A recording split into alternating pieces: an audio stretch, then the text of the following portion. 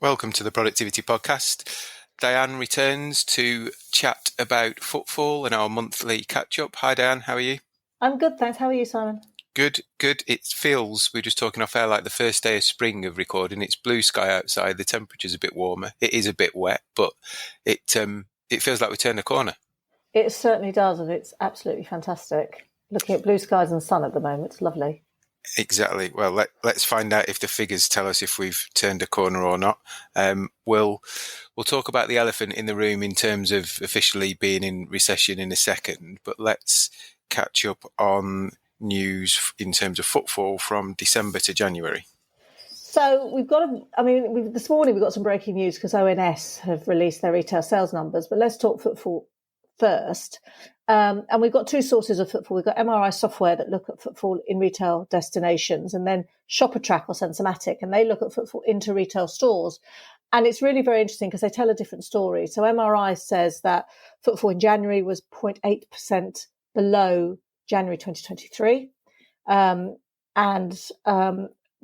ShopperTrack, looking at footfall actually into stores, was 2.8% below 2023 in January. So it's showing that whilst people are in destinations, and of course they're in destinations for a whole host of reasons, and that could be going back to the office, of course, it doesn't necessarily mean that they're going into retail stores when they're there. So it's still challenging. So the footfall saying it's challenging. And does that translate into sales? Well, the ONS numbers this morning, which some people may have already picked up on, show a bounce back on a month-on-month basis in January in volume terms of 3.4% increase. So we're back to now where we were in November in terms of volume, because we had a turgid December in terms of retail sales. Sales were down 3.3%. So that's bounced back, which is positive signs. So we're seeing the signs of breaking through. But in terms of where we're spending that money, Beauclair produce data on sales in high streets, and they look at different categories of goods, and fashion is really lagging behind every other category, and that's reinforced by the ONS numbers as well. And fashion hypothesis would be because we spent out in lockdown because we don't need formal stuff for going to work, all that kind of stuff. All of that thing. And of course, we're railing back on going out a bit, so we don't need as many new outfits to go out. We've probably bought a lot of clothing. I know I bought a little bit of clothing during COVID.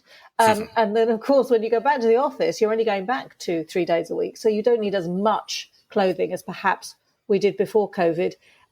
So you go and raid your wardrobe and you make do. So, and it's fashion can be costly if you're starting to look at a whole outfit. So that's really where it's hitting, and it is a very discretionary spend. And I think also people's perspective and priorities have shifted certainly towards health and beauty. And the Beauclair data in terms of what people are spending in the high street demonstrates that in January, health and beauty sales were up 2.5%.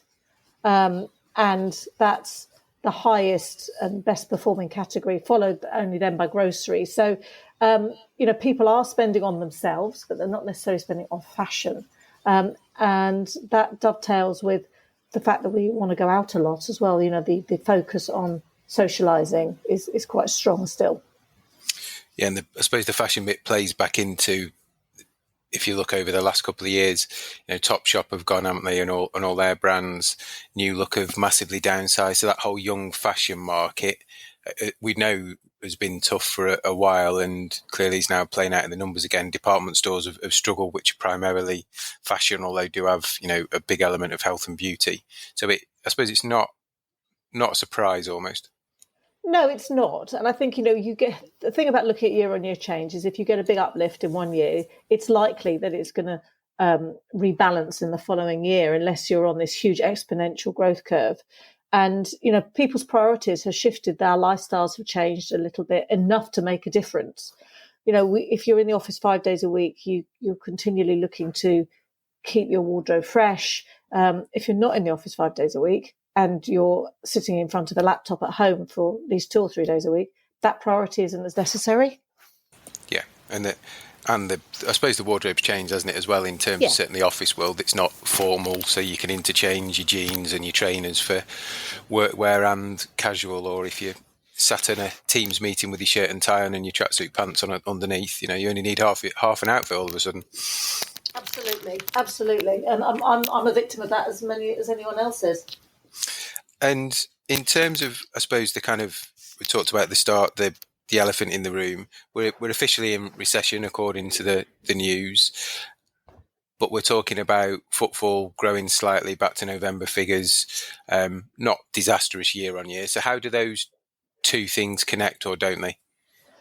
Well, there is a disconnect between obviously what we spend in the stores and what we produce as a nation. I mean, GDP is all about our productivity, and we're clearly not being very productive. But of course, GDP is a historic record of the past 2 quarters. So, we're in recession because over the past 2 quarters, we've seen negative growth in productivity. And so that's really the historic. What we've been talking about here is January, really. So that's much more recent. So the signs are good. And actually that dovetails with what the Bank of England is saying about the recession, which is actually that it's a very shallow recession and should end reasonably quickly, much more quickly than other recessions that we've had in the past. They're looking at a sort of a timeline of 2 years for us to be fully out of recession. And it's as I said, it's very shallow. It's not a huge dip.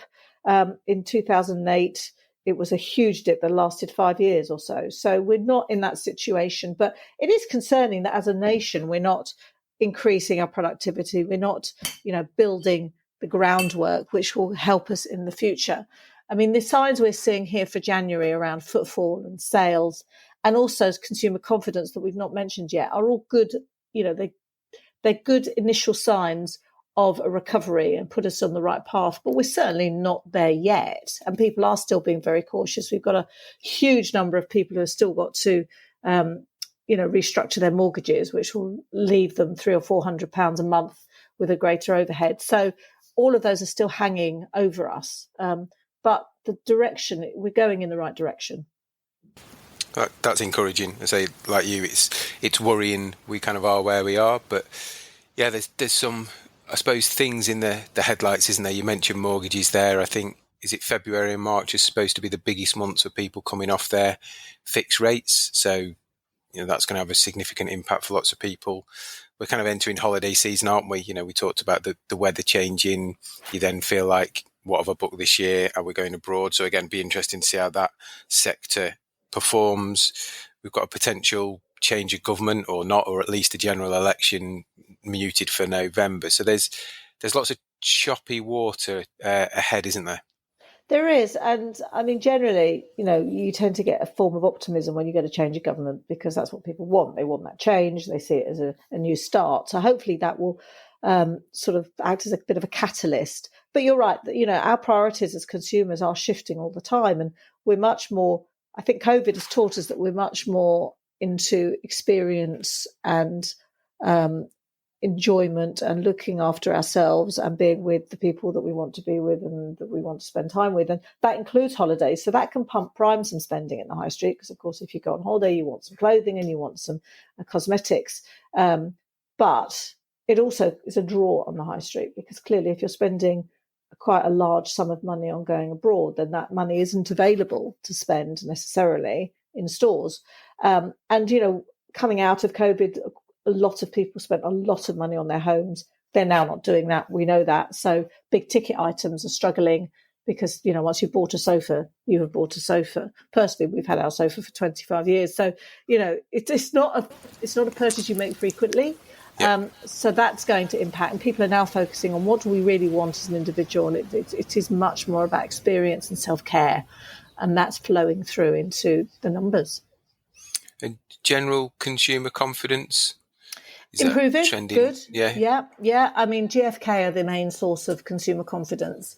And in January, they're what they call their overall index score, which is an accumulation of different factors that people take into account when they look at and they evaluate their own confidence, rose from to a score of -19, which is still negative, but it's back where we were just before COVID and much better than January last year when it was -45. So you can see how consumer confidence has shifted upwards, which is fantastic. And actually, people are confident about what's going to happen over the next 12 months, because actually the index score for that specific aspect, which is their own personal financial situation over the next 12 months, is 0. And in December it was -2, and January 2023 it was -27. So we can see that people are feeling more confident, which is great for retail going forward. But it takes time for that to flow through into actually money through the tills. Yeah, but good. It feels like the shoots of spring and optimism on that note, doesn't it? Again, It does. And by the time we get to summer, and hopefully, we speak at your conference, then hopefully we'll have some really good news to say. Yeah. No, it'd be nice to share some good news rather than potentially doom and gloom. But I think all of this is kind of predicated on the fact if you understand the direction of travel and what's happening, then you can kind of steer the ship successfully through that choppy water, can't you? Because there's never a time when there's not something on the horizon, but it's knowing what it is and how big it is and how quickly you need to steer. So, the fashion example, maybe that means that there's going to be for consumers some good end of season sales coming up, or maybe it means that they've predicted this, so there's just less stock and, we sell through and out we go. So there's a win-win, I suppose, on both sides. Absolutely. And it's also about, what do fashion retailers need to do to create that demand? You can't simply say, oh, well, people aren't buying fashion, so we'll just carry on doing what we used to do, and hopefully they eventually will buy fashion. You need to think about, well, what is their behaviour? What will drive them to spend some money on fashion, and how can we reposition what we're doing to align that to the current consumer? And we've had massive change in the way we feel and we act over the last couple of years, and I think we're getting back to a more stable environment, but it's about then understanding what that new consumer is and wants, and that flows through into some of the more sophisticated elements of retail, so AI and augmented reality and multi-channel, but also some of the basics as well. I'm working with a company called AL Marketing at the moment, who are a shopping centre marketing agency, carrying out a survey of consumers about what they're looking for in their shopping centres and their shopping trips. And some of it, is going back to the basics. They want a nice shopping environment. They want lots of good brands, both multiple brands, but also independents. And, that they want fewer vacancies. So some of those things, if those who run destinations can really understand the fundamentals of what consumers want, as well as some of the new developments, then you're starting to really get into the hub of what will drive spending over the coming year. Excellent. Well, let's see where we get to next month. Hopefully we can carry on the good trajectory, make sure that we hit the summer running, and we'll catch up then. Yeah, that'd be lovely, Simon.